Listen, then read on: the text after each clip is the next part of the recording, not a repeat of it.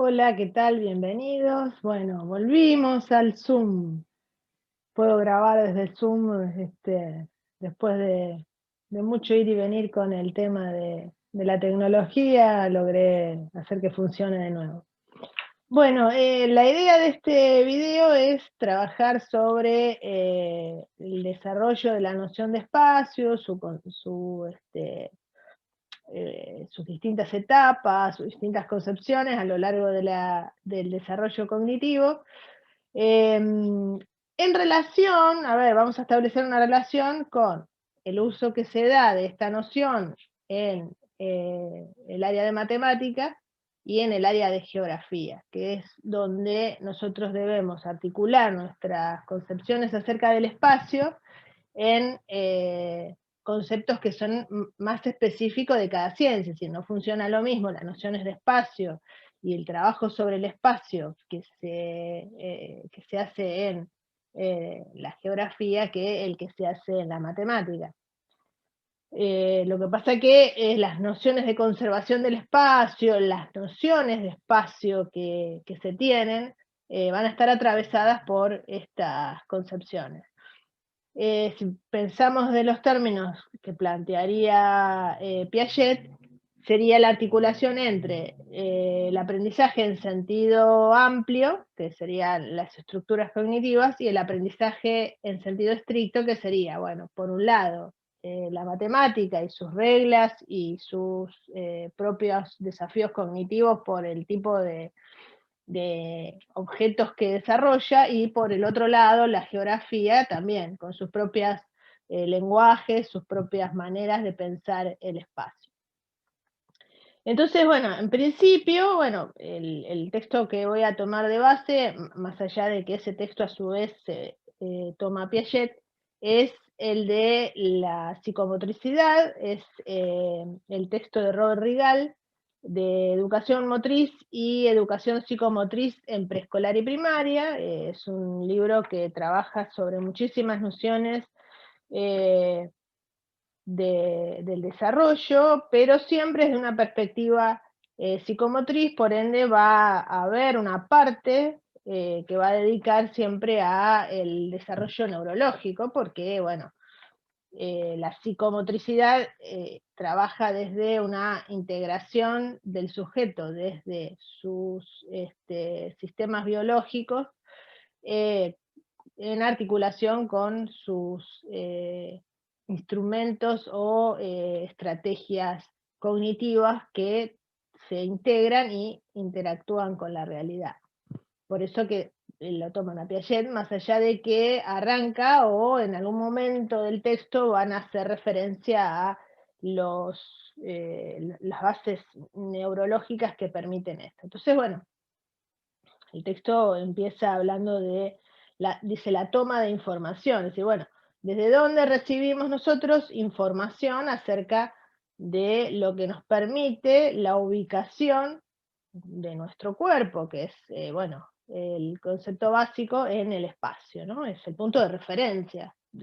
Nosotros medimos siempre en función de nosotros. Si algo está lejos o cerca, en principio va a ser en relación a nosotros. La posición del cuerpo, si estamos parados, si estamos sentados, si estamos con los brazos hacia arriba, en qué posición están cada uno de los miembros del cuerpo. Toda esa toma de información tiene que ver con los sistemas eh, neurológicos que disponemos. Por supuesto, la visión, también la audición participa, ¿no? Bueno, el sonido nos indica si algo está lejos o cerca. Por supuesto que por eso la psicomotricidad, ¿no? Tiene que ver con la experiencia que tenga el sujeto en el uso de esos instrumentos. Es decir, nosotros podemos saber si algo está lejos o cerca en relación a lo auditivo o en relación a lo visual por la experiencia. El otro libro que habíamos estado trabajando, que es el de Schaffer y Kipp,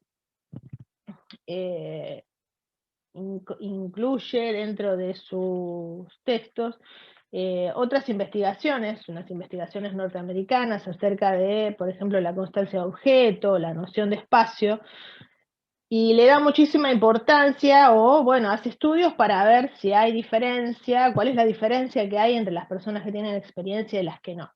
Entonces, colocan a un niño sobre una superficie que tiene un vidrio, y ese vidrio está apoyado sobre una mesa o una tabla. Entonces, el vidrio es más grande que la tabla, por ende hay una parte donde se ve lo de abajo, como si fuera que se ve el vacío. Entonces se coloca a un bebé allí, y la madre del otro lado lo llama y le dice que venga. Entonces el bebé empieza a gatear y se acerca a la madre, y entonces se ven las reacciones. Aquellos niños que gatean habitualmente en su casa, que se movilizan, que se desplazan, es decir, que tienen un conocimiento, en este caso sensorio-motriz del espacio, cuando llegan al límite en que se empieza a ver lo de abajo, es decir, sería el borde, los bebés no quieren seguir avanzando. Es decir, que tienen una noción de límite del espacio, donde, bueno, más allá de ese límite no se puede pasar porque uno, bueno, algo le pasa. Es decir, si en la experiencia cotidiana podemos nosotros intuir que ha experimentado la idea de límite cuando, bueno, llega al borde de una mesa o de una silla y se cae. Entonces tiene la noción de límite, que tiene que ver justamente con la toma de información de los puntos de referencia que nos demarcan ciertos espacios distintos de otros, ¿no? Entonces, la toma de información tiene que ver con la visión, por supuesto. Bueno, yo incluía también la audición.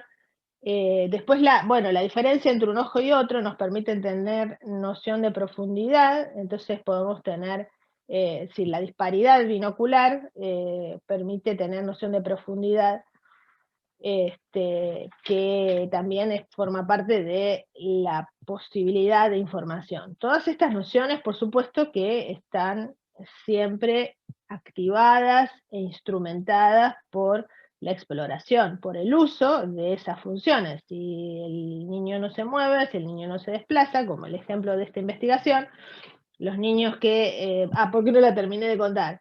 Los chicos que sí, que no, que habitualmente están sentados o adentro de un corralito, que no tienen este desplazamiento, esta experiencia en los desplazamientos, cuando la madre los llama, ellos continúan y no se hacen problema porque, bueno, cambie la fisonomía de la superficie, de una superficie que se ve como llena y la otra que se vea como vacío. Entonces se ve que la experiencia, bueno, la falta de experiencia hace que no encuentre eso como un límite o como una delimitación. Entonces, bueno, yo decía la audición, en principio la visión, porque es la que tiene alcance lejano, igual que la audición, ¿no? Nos permite extender la información del espacio hacia la lejanía, ¿no? Hasta donde alcance la vista o hasta donde alcance la percepción auditiva, se puede interpretar la lejanía o la cercanía de un objeto, si el objeto se aleja o se acerca, todo esto, ¿no? Todo esto hace a los recorridos que hacen los objetos en nuestro alrededor, en el espacio justamente. Y después el tacto, ¿no? El tacto nos permite también ver si algo está ubicado en determinado lugar, si está apoyado arriba, si es parte de del mismo objeto o no. Y dentro de lo que sería el tacto o la percepción sensorial, tendríamos el sistema propioceptivo, que es ese sistema que nos transmite información acerca de la ubicación de las distintas partes del cuerpo. Hay unos receptores en las articulaciones y en los músculos que nos permiten, por supuesto que vuelvo otra vez a la cuestión de la experiencia, ¿no? En la medida en que uno se mueve y va movilizando su cuerpo, va estimulando el sistema propioceptivo, va incorporando esa información y va haciendo que ese movimiento sea cada vez más específico. Entonces, el sistema propioceptivo es este sistema que, digamos, nos permite informarnos acerca de si el brazo está arriba, si está, ¿no?, puesto en una posición o en otra, las piernas, los brazos, todo esto. Cuanto más entrenamos, mejor utilización podemos hacer. Bueno, ahora a los perros se les ha dado por hacer bochinche. Los perros que están cerca, ya que estamos hablando del espacio, y los perros que están lejos, que se oyen ladrar más a lo lejos. Todo sirve para la didáctica del tema. Entonces, decía que la información propioceptiva es la que ubica al cuerpo en el espacio, le da información de esto, ¿no? Entonces, si tenemos los pies apoyados en la planta, el talón, si tenemos un pie apoyado y el otro no, tenemos la información sensorial que nos dice cómo ubicar. Llega un momento en que por la utilización, las respuestas a estos estímulos empiezan a ser automáticas. Cuando nosotros caminamos o nos movemos, al principio lo hacemos con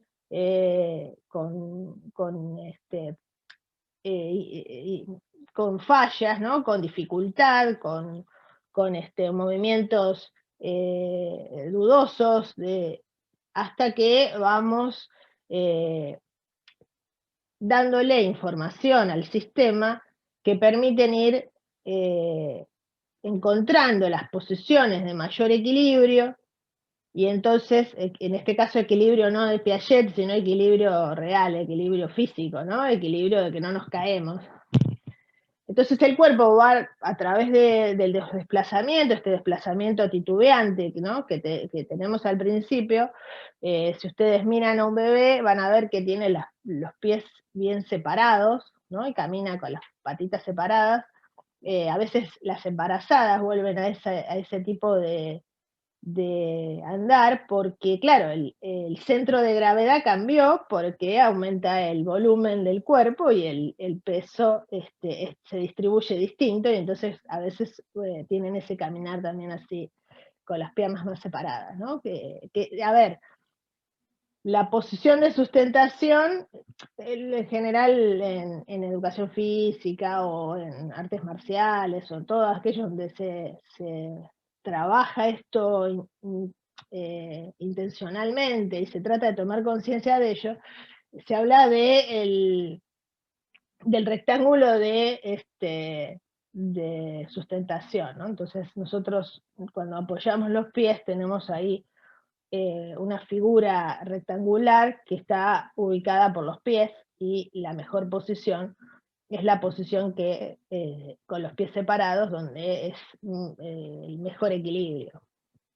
Pero bueno, nosotros esto no lo entrenamos conscientemente, sino que vamos desplazándonos en el espacio, el sistema propioceptivo va recibiendo información y va empezando a encontrar las posiciones de mayor equilibrio hasta que esto se hace automático y nosotros ya dejamos de desequilibrarnos con tanta facilidad, y de hecho cuando hablamos de los reflejos, es decir, son reacciones automáticas que tenemos, ¿no? Cuando tropezamos, estiramos los brazos, ¿no?, porque si nos vamos a caer tendemos a apoyar las manos, o los brazos también ayudan como contrapeso a recuperar el equilibrio. Todos estos movimientos que hacemos, que son automáticos, que, qué sé yo, si nos paramos arriba de una pelota o de un objeto que se mueve, tendemos a separar los brazos para mantener el equilibrio. Vieron que los equilibristas cuando caminan sobre la cuerda floja, o tienen una vara o separan los brazos. Bueno, todas estas cosas pertenecen al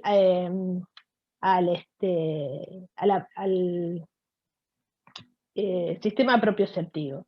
Después, dentro del oído, hablando de la audición, tenemos el sistema vestibular. Hay un un sistema dentro del oído que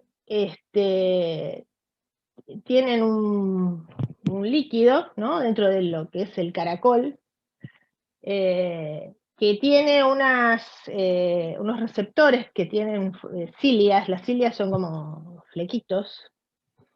Lo malo de esto que ahora no queda la intimidad, estos términos que yo utilizo así fuera del vocabulario específico, ¿no? Esas cilias se ven estimuladas por el líquido que se mueve dentro del caracol y entonces informan, ¿no?, al cerebro. Y por supuesto estas conexiones nerviosas continúan hasta el cerebro, que es el que identifica la información y la decodifica. Y informan por un lado la posición de la cabeza, ¿no?, si estamos de un lado o del otro. Vieron que cuando giramos, ¿por qué nos mareamos? Y nos mareamos porque este líquido, por inercia, sigue girando y sigue informando de que el cuerpo se está moviendo, cuando en realidad ya estamos quietos. Este sistema también informa al organismo acerca de la posición de la cabeza, el estado de equilibrio. Pero todos estos son sistemas, digo, automáticos, en el sentido de que son conscientes. No quiere decir que uno no pueda prestar atención, ¿no?, llevar la atención del sistema nervioso central sobre esa acción de cómo ponemos la mano, que es lo que hacen en general los que entrenan el organismo para reaccionar de determinada manera. Si hacemos tenis, la posición de la mano, y van corrigiendo, danza,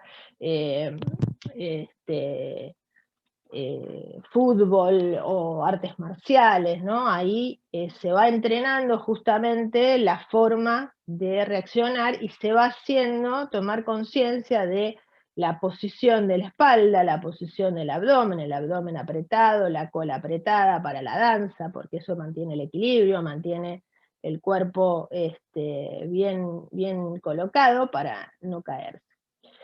Es decir, que no es que uno no pueda prestar atención a los receptores, ¿no? Uno puede tomar conciencia de la sensibilidad que tienen esa información. Pero en general el sistema propioceptivo actúa por estímulo reflejo, sería, ¿no?, de reflejo condicionado, ¿no?, a través de la información que vamos tomando, porque en realidad si tuviéramos que estar todo el tiempo prestando atención a donde tenemos las manos, los brazos, los codos, las piernas, la rodilla, la cabeza y todo, no podríamos estar prestando atención a los estímulos externos que son captados por el sistema sensorial. Entonces, digamos, es una ventaja económica el hecho de poder automatizar las respuestas o las reacciones frente a estos estímulos. Entonces, nos permite ir interactuando con el medio circundante sin necesidad de estar todo el tiempo prestando o procesando esa información nuevamente. Se automatiza y ya las reacciones son mecánicas, automáticas. Entonces, ese sistema sensorial es el que nos permite la toma de información. Lo que pasa después, la interpretación de esa información, ahí es donde está lo cognitivo. El hecho de empezar a hacer una organización de la información que recibimos, del ambiente, del medio en el que estamos, si algo está lejos o cerca, si algo está arriba o abajo, si algo está arriba de. Todo esto ya implica el empezar a ubicar no solo el propio cuerpo, que sería lo primero, sino la ubicación de los objetos. Y de ahí, si pensamos en el egocentrismo, que es característico del pensamiento infantil, que después se va a poder descentrar, el primer punto de vista, siempre el eje es el cuerpo de uno. Entonces, la primera información va a tener que ver con lejos o cerca de mí. Pero después, cuando esto se complejiza, los objetos van a tener una relación relativa entre ellos. Entonces ahí el tipo de noción de espacio que va a poder acceder y va a poder pensar es diferente. Y la última va a ser la posición relativa, porque los objetos no están lejos o cerca en absoluto, están lejos o cerca dependiendo de qué, ¿no? Si yo estoy parada en un lugar, hay algo que está lejos y otra cosa está cerca, pero si cambio de posición, algo está, ahora cambia, esto que estaba cerca ahora está lejos y viceversa, o está lejos o cerca de, en este caso ahora, mi gata que está arriba de la mesa durmiendo. Entonces ella está más cerca del televisor que yo. Entonces, en realidad, la posición de los objetos son relativas. Entonces, hay que empezar a construir esta idea de coordenadas mentales que nos permiten ir ubicando, como si fuera en el juego de los barcos, ahí no me sale el nombre del juego, del barco hundido, ahí está. En el juego del barco hundido, donde las coordenadas nos permiten ir ubicando los barcos de acuerdo a cómo están, que es un sistema parecido al que utiliza la, eh, la ciencia para ubicar los objetos en el planeta, ¿no? Cuando hablamos de si nosotros miramos el Google Maps o cualquiera, ¿no? El GPS, todo esto tiene las coordenadas abajo, ¿no? De dónde está ubicado, cuántos grados de norte, sur, suroeste o qué está ubicado un objeto. Entonces nosotros vamos armando eso en nuestra cabeza y eso nos permite descentrarnos y saber que un objeto está relativamente lejos o cerca. Ya igual ahí pierde importancia lo lejos o cerca. Lo importante son las coordenadas, entonces lo importante va a ser cuánto hay que viajar o hacia dónde hay que dirigirse para llegar a ese lugar y ese objeto. Entonces ahí sería el último sistema, que es el sistema métrico, que es el que nos permite cuantificar y cuantificar en este sentido relativo de la posición de un objeto respecto del otro. Entonces, en cuanto a las nociones, el primer espacio, o la primera, en realidad, a nivel de la historia de la matemática, las nociones del espacio que tiene el ser humano van exactamente al revés que la historia de la matemática. Porque la historia de la matemática arranca con el sistema métrico, es decir, el hecho de medir todo el trabajo de geometría que hace Euclides, por eso se llama sistema euclidiano. Euclides se ocupa de medir, se ocupa de cuantificar, se ocupa de estudiar las propiedades de determinadas figuras, de determinados formas geométricas. Entonces el primer sistema complejo y medido y con sus propiedades, iba a ser propias propiedades, pero quedaba redundante, es el primero. El segundo que se estudia es el espacio proyectivo, que justamente es que yo decía, ¿no? La relatividad desde un objeto respecto del otro, y sería posicionar en un sistema del espacio cómo se distribuyen los objetos entre sí, y entonces poder pensar, bueno, un objeto respecto del otro, uno encima del otro, yo respecto de este objeto o respecto de este otro objeto, ¿no? Entonces, el espacio proyectivo sería el espacio que ubica a los objetos entre sí y los relaciona entre sí. Entonces, imagínense que además los objetos no siempre están estáticos, pueden estar en desplazamiento. Entonces, si yo quiero calcular o quiero pensar, bueno, dos trenes que vienen, ¿en qué momento se van a encontrar? ¿No? También habla del espacio, pero ahí el espacio tiene objetos que están en movimiento. Entonces, el espacio proyectivo sería el segundo que se estudia, y el último que se analiza y que se estudia es el espacio topológico.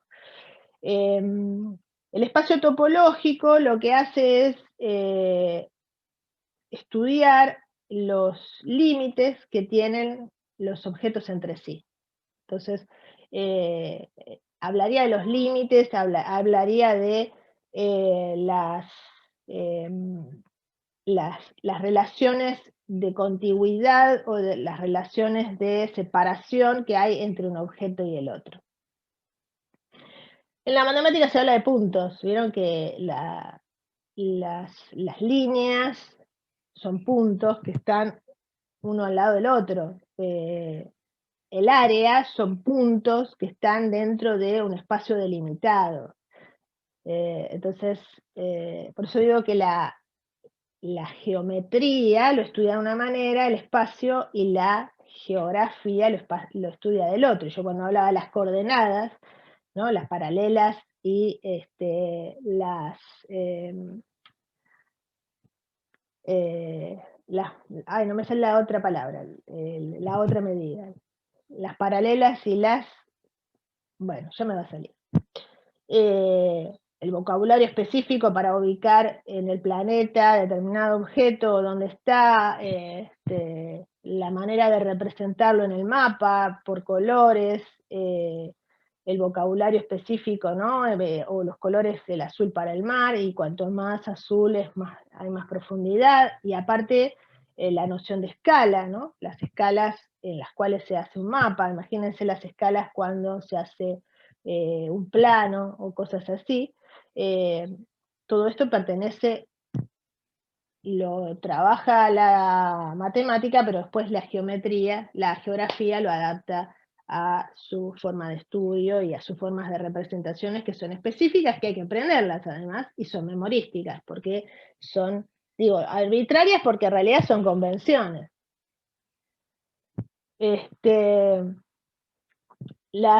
Bueno, serían las nociones de latitud y longitud, ¿no? Las que utiliza la geografía. Entonces, con respecto a esto de los espacios topológicos, es interesante porque el texto que yo les decía de Rigal, vieron que para poder nosotros pensar y comunicar, bueno, ellos no hablan de Vygotsky, pero podríamos traerlo a colación. Para nosotros tomar conciencia, tener un control consciente y voluntario sobre un conocimiento, utilizamos el lenguaje. Entonces, ¿qué hacemos? Le ponemos nombre. Entonces, para poder decir dónde está algo, bueno, uno en el lenguaje cotidiano, acá podríamos hacer la diferencia entre el lenguaje, el conocimiento natural y el científico. El natural sería el vocabulario común que utilizamos para decirle a otro o interpretar el mensaje que el otro me da de dónde está un objeto, para que se lo traiga, para que lo encuentre, o para que lo use, o para que lo vaya a buscar. Entonces uno utiliza el vocabulario. Este vocabulario tiene una organización, pero no es una organización sistemática, a diferencia, como decía yo recién, del lenguaje matemático y el lenguaje geográfico, que tienen un lenguaje específico, sistemático, que no da lugar a confusión ni a dudas, y están bien definidos. Si es latitud norte, es latitud norte. Si es otra coordenada, bueno, es esa coordenada, no se confunden unas con otras. Entonces uno en cambio puede decir, no, sí, más o menos, sí, 3 cuadras. Del kiosco 2 cuadras para la izquierda. Eso, el lenguaje, digamos, el pensamiento natural funciona porque lo importante es comunicarse y que la información más o menos el otro la entienda. Pero en el lenguaje científico no puede ser más o menos, tiene que ser específico. Yo no puedo decir que un triángulo es más o menos rectángulo, o es o no es. Y entonces decía, en el libro tienen parte de este vocabulario cotidiano, que podríamos denominar lenguaje del pensamiento natural, para cada uno de los tipos de espacio. Entonces, a ver, en cuanto a las nociones, el primer espacio que se conoce, que se puede desarrollar, es el espacio topológico.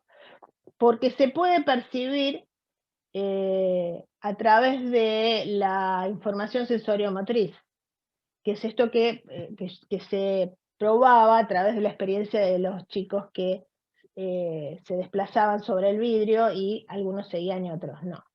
Entonces, las palabras, por ejemplo, es al lado, adentro, afuera, arriba de, abajo de, entre, sobre, bajo, en el rincón, alrededor de, cerca de, cerrado, abierto, en el medio, al lado uno de otro, acá, allá, a dónde, lejos de, cerca de, en el borde, al final, en el fondo. Bueno, son todos, como se ve, todo el lenguaje que ubica a los objetos entre sí. ¿Y cómo sabemos que un objeto está arriba de otro?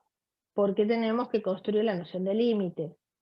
Entonces, un objeto está sobre otro. En realidad, los chicos muy chiquitos no diferencian un objeto del otro. Es como todo un bloque. ¿Cuándo descubre que uno es un objeto y el otro es otro? Explorándolo, tirándolo, viendo cuando cae, cómo va, las caras que tiene. Entonces si cae parado, si cae acostado, todas esas experiencias, parece una pavada, ¿no? El nene tirando, cómo rompe los quinotos tirando cosas. Bueno, toda esa información que va recibiendo le va permitiendo ir construyendo estas nociones de límite, que sería la información topológica, que permite decir que hay dos objetos uno sobre otro, o cuando arman torres, ¿no? Sabemos que la de abajo, la de arriba, la siguiente, y además las nociones de equilibrio, ¿no? Donde, bueno, acá ya estaría la noción de espacio mezclada con los conocimientos de la física que permiten entender el equilibrio, ¿no? Entonces ubican los objetos más grandes abajo, que tienen mejor sustentación, y los más chicos arriba, y por eso hacemos una especie de pirámide en lo posible, porque sabemos que así no se nos cae. Son nociones intuitivas de equilibrio, ¿no? Pero bueno, en realidad, en el conocimiento del espacio, el equilibrio importa en cuanto a dónde está ubicado el objeto, si está caído, está parado o no. Pero, digamos, en sí, las nociones de fuerza, equilibrio, palanca, todo eso pertenecen al conocimiento sensorial, pero de la física.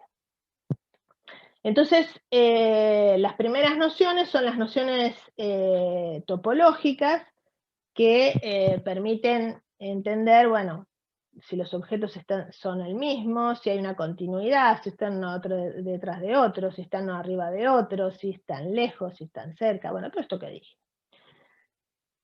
Que son nociones sensoriomotrices y por eso son las primeras. Bueno, una vez que se carga con toda esa información, después se puede construir el espacio proyectivo. El espacio proyectivo permite interpretar cuán lejos o cuán cerca, no métrico, sino proyectivo, está un objeto del otro. Todavía estamos con las nociones de carácter, ya son nociones no del todo intuitivas, no del todo sensorio-motrices, ya son nociones intuitivas, porque podemos identificar algo más lejos y más cerca, porque nos acostumbramos a que se ve más pequeño lo que está lejos y más grande lo que está cerca.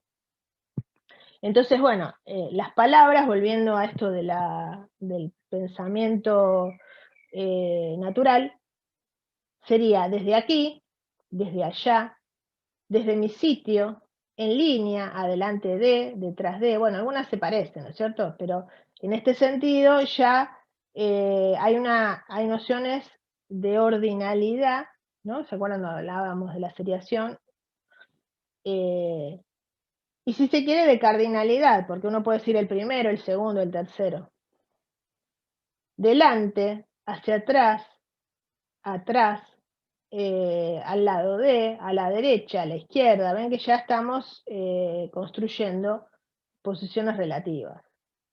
Por arriba, por abajo, de frente, enfrente de, frente a frente, por atrás, de espaldas, hacia, hacia arriba, hacia abajo, ¿no? Bueno, enfrente del centro hacia el borde. Bueno, línea de perspectiva, dice, escondido, disimulado. Bueno, son todas posiciones relativas que ya empiezan a armar este sistema de coordenadas. Por eso Piaget va a hablar del grupo de desplazamientos, porque el grupo de desplazamientos implica esta construcción del sistema de coordenadas que nos permiten ubicar como si fuera una especie de coordenada mental, ¿no? Nuestro sistema de ubicación en el cuadriculado del barco hundido, dónde está cada objeto, pero además tengamos en cuenta que el espacio no es plano solamente, sino que es un espacio tridimensional, porque no solo estamos hablando del plano plano, falta la redundancia, como en el barco hundido, sino que sería un plano como cúbico, ¿no? Tridimensional, porque nosotros tenemos cosas arriba y abajo. Entonces, el espacio proyectivo es complejo en ese sentido, ¿no? Que hay que construir coordenadas. Él hablaba del grupo de desplazamientos porque son desplazamientos que se van haciendo de los objetos, entonces uno es relativo al otro, pero si yo cambio de posición, esa distancia va a cambiar, como decía al principio del video. Entonces, las relaciones proyectivas permiten, es decir, avanzan ya sobre la construcción de estas coordenadas. Son coordenadas que van a ubicar, a ver, si pensamos en el barco hundido o en las coordenadas que se utilizan en la geografía, también son planas. Pero la geografía, como trabaja en un espacio tridimensional, utiliza el código de colores para implicar cuánto bajo el mar. Vieron que la convención es tomar el nivel del mar como el nivel cero. Pensemos en un eje cartesiano, ¿no? Vieron que el eje cartesiano tiene cuatro espacios distintos. Entonces, el nivel del mar sería el cero. Entonces, ese nivel, como el agua tiende a estar en equilibrio y siempre a buscar el estado, el nivelarse en el mismo lugar, en el mismo estado, entonces hace que se pueda tomar como punto de referencia que desde el nivel del mar hacia abajo sería negativo, o sería debajo del mar, se utiliza ese vocabulario, y para arriba sería sobre el nivel del mar, siempre se utiliza ese vocabulario. Pero esto pertenece a la geografía. En cuanto a las coordenadas mentales, nosotros vamos construyendo nuestro sistema de coordenadas mentales para ubicar a los objetos más grandes, más chicos, arriba, abajo, porque es un espacio tridimensional y no bidimensional, que sería el plano. Tendría que haber dicho eso para no entrar en la redundancia hace un ratito. Este espacio, el espacio de las nociones proyectivas, son las típicas del pensamiento preoperatorio y el inicio del operatorio concreto. Ya cuando el niño puede hacer la abstracción reflexionante, puede empezar a hacer las primeras aproximaciones al sistema métrico, que es el último. O sea, el primero de la historia de la matemática y el último en el desarrollo cognitivo del sujeto. ¿Por qué? Porque implica también el manejo de códigos de medición. Esto que se sabía de manera proyectiva, se traslada al sistema métrico. Entonces, permite cuantificar esas posiciones, las distancias, las separaciones, las superposiciones, y bueno, todas las nociones que yo había dicho antes se pueden cuantificar. Y además, bueno, ya se tiene una noción más abstracta acerca de cómo representar algo que está lejos y algo que está menos lejos, ¿no? por ejemplo, la perspectiva, que es esta visión de que cuando algo se aleja parece que se achica, se puede cuantificar y se puede representar. Entonces, el sistema métrico tiene esta posibilidad.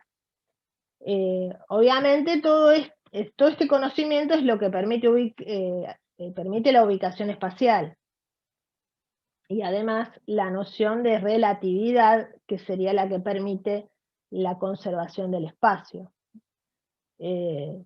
Entonces, el vocabulario, volvemos otra vez al vocabulario del aprendizaje, el vocabulario en el pensamiento natural, sería cerca de, más, menos, mucho.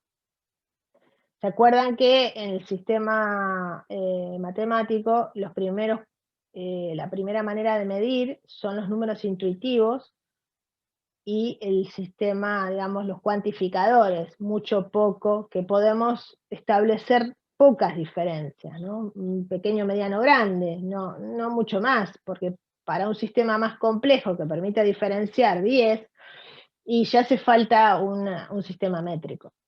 Por eso que acá dice cerca de, más, menos, mucho, poco, más lejos, ¿no? Lejos de, más, menos, mucho. Bueno, la idea de frontera, ¿no? Donde hay un límite. Bueno, y después los distintos sistemas de medición, ¿no? Entonces ahí vamos a tener para las medidas de bidimensionales, ¿no? El sistema métrico, bueno, algunos miden en pulgadas, otros en metros, otros en hectáreas, depende del tamaño también, otros en codos. Si estamos en el mar y hablamos de velocidad, hablamos de nudos. Y después los que son de tridimensión, hablamos de volumen. Bueno, y con respecto a las figuras geométricas también va a tener su propio vocabulario. Así como decía recién yo, ¿no? El sistema métrico en la geografía son metros bajo el mar o sobre el mar, ¿no? Para medir, para decir cuánto es de alta una montaña o la tierra o lo que sea, y debajo del mar cuánto es de profunda una cueva o algo, ¿no? Un hoyo, por ejemplo. Y la matemática utiliza otro vocabulario y otras medidas, ¿no? El sistema, bueno, para medir las esferas o medir los círculos, que no es lo mismo, o sea, para medir los cuerpos y para medir las figuras que son bidimensionales, utilizan vocabularios y sistemas métricos diferentes, ¿no? Ancho, circunferencia, centro, bueno, acá están mezcladas, ¿no? Cumbre sería, en realidad, cumbre sería lenguaje del pensamiento natural y metros sobre el mar sería el lenguaje dentro del pensamiento científico. Entonces, dentro de la experiencia que cada sujeto tenga, va a implicar la diversidad de conocimientos que va a haber entre un niño y el otro, ¿no? Que es lo que denomina en el texto la ontogénesis, o sea, es el desarrollo del propio sujeto de acuerdo a su experiencia y a sus intereses. Hay cosas que les gustan más y el chico que hace por ahí fútbol, o los que hacen danzas, distintos tipos de danzas, trabajan con la geometría, porque se ubican en una parte del espacio para danzar y respecto del compañero, ¿no? Y forman una coreografía. La coreografía implica el desplazamiento sobre el espacio, donde va ubicado cada uno. Entonces, esas personas tienen un conocimiento del espacio tridimensional diferente a alguien que está solamente en la bidimensión de, por ejemplo, los juegos de computadora. Entonces, el espacio, las nociones de espacio son distintas. Después, bueno, en el libro tienen varias actividades para hacer que lo que hacen es ejercitar o diagnosticar la capacidad de un sujeto para organizar el espacio de acuerdo a la consigna. Entonces tienen, bueno, algunos hemos jugado en la escuela, ¿no? Esto de hacer el sobre sin levantar el lápiz. Entonces esto implica una anticipación de los movimientos que tenemos que hacer para justamente no pasar 2 veces por el mismo lugar. Entonces después otros que son con palitos o fósforos, donde hay que mover tanta cantidad de palitos para formar otra figura, juegos así tienen, ¿no? Entonces, bueno, finalmente después del espacio métrico tendríamos que poder pasar ya con la abstracción al espacio representado. Los chicos tienen la posibilidad de representar los objetos a través del dibujo, por ejemplo, y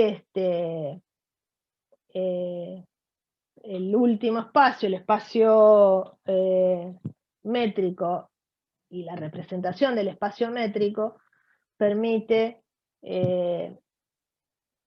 utilizar las reglas de cada uno de las ciencias, la matemática o la geografía, decía yo, en la representación según esas reglas de las figuras. Bueno, después tienen un cuadro ahí sobre las edades, ¿no? Entonces habla de los estadios, el primer estadio, el sensorio motriz, donde tenemos el espacio perceptivo, después el espacio representativo, que en el periodo preoperatorio, igual nunca las edades coinciden a mí, en mi experiencia con los chicos, ¿no? Acá marca de 2 a 6 años el espacio preoperatorio intuitivo, donde sería el espacio representativo. Por supuesto egocéntrico, ¿no? Para mí los chicos ya a los 4 años ya empiezan a dejar este estadio, pero bueno, más que nada por todo el trabajo de estimulación que hace el nivel inicial con esto, ¿no? Nos encontramos con chicos que ya lo logran. Después el periodo operatorio concreto, que serían los chicos de primaria, que acá marca entre los 7 y los 10 años. Para algunas cosas puede ser, pero para otras, para algunas nociones son más sencillas, entonces los chicos ya tendrían el espacio proyectivo, es decir, el principio es el espacio topológico. Los chicos no pueden representar el espacio, porque no pueden dibujar, o sea, están construyendo en el primer periodo, en el sensorio motriz, están construyendo todo el sistema de referencia.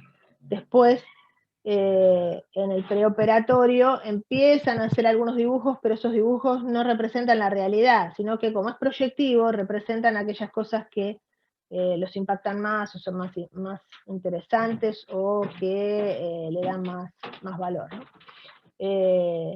Entonces, todo este periodo, ¿no? El periodo sensorio-motriz y preoperatorio, que insisto, para mí las edades ahora están anticipadas, sería el espacio topológico, y después entre el preoperatorio y el operatorio, bueno, yo ya lo había dicho esto, ¿no? Y el operatorio, ahora lo cotejamos con lo que dice el texto. El espacio operatorio, preoperatorio, digo, y operatorio concreto, empieza el espacio proyectivo, que digamos, se empieza a poder superponer, más que nada por todo el trabajo que se hace en el nivel primario, ¿no?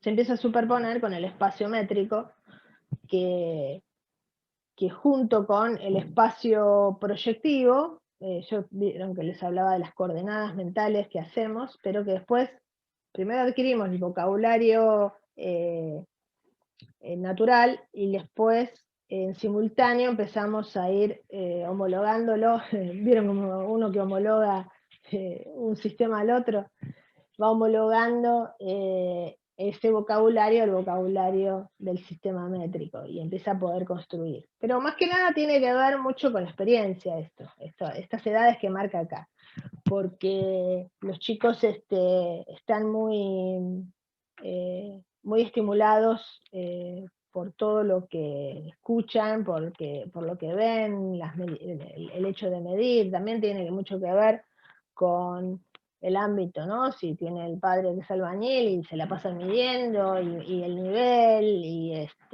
las alturas, y las distancias, y dónde va una pared, dónde va otra. Entonces, la experiencia que va a tener es mucho mayor. En cuanto a el pasaje entre el sistema proyectivo y el métrico, ¿no? Vamos a encontrar que tiene muchas nociones. Entonces, bueno, obviamente el sistema métrico es el que permite tomar conciencia y construir una abstracción que sea bien abstracta, ¿no? Y que tener un método, como decía Vygotsky, ¿no? Sistemático y coherente y organizado para poder trasladar esa información del sistema proyectivo que ya elabora las coordenadas a un sistema que lo tiene de manera coherente. Bueno, después tienen un montón de test, habla de la lateralidad, ¿no? La noción de izquierda-derecha, que yo no soy buena en eso. ¿Qué va a ser? Un fallo. Lo que pasa es que la izquierda y la derecha, lo interesante que tienen es que en realidad la izquierda y la derecha, yo hablaba no hablo ideológicamente, es relativo, porque el espacio es relativo. La izquierda y la derecha es de algo. Entonces yo puedo decir, yo no puedo decir, vayan a la izquierda. Es a la izquierda a tu izquierda o a mi izquierda. Entonces, cuando les enseñan a los chicos, generalmente el maestro tiene la costumbre de trabajar frente, pero está al revés. Es decir, la izquierda del maestro no es la izquierda del chico. Entonces los chicos tienden a imitar y ahí se equivocan. Pero bueno, como es un sistema en realidad arbitrario, y después imagínense trasladarlo al lenguaje de los barcos, ¿no? Que tenemos babor, estribor, proa y popa. Bueno, cartón lleno. Para mí, chao. Pero bueno, son la izquierda y la derecha como conocimiento, ¿no? Porque como habilidad o zona más hábil, ¿no? Como el lado hábil, esto está genéticamente predeterminado. Entonces, en realidad, hay una preferencia cerebral por la izquierda o la derecha, entonces eso es diferente. Pero el hecho de la noción de saber la ubicación, dentro de la ubicación espacial, la izquierda o la derecha, esto es algo que es un aprendizaje que se hace